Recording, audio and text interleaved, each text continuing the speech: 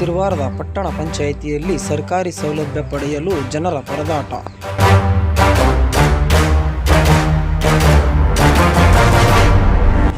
ಸರ್ಕಾರಿ ಸೌಲಭ್ಯ ಪಡೆಯಲು ತಿಂಗಳುಗಟ್ಟಲೆ ಕಾಯಬೇಕಾದ ಪರಿಸ್ಥಿತಿ. ಮೂಕಪೇಕ್ಷಕರಾದ ಸಿರವಾರ ಪಟ್ಟಣ ಪಂಚಾಯಿತಿಯ ಸದಸ್ಯರುಗಳು. ಪಟ್ಟಣ ಪಂಚಾಯಿತಿಗೆ ಅಲೆದಾಡಿ ರೋಸಿ ಹೋದ ಸಿರವಾರ ಜನತೆ.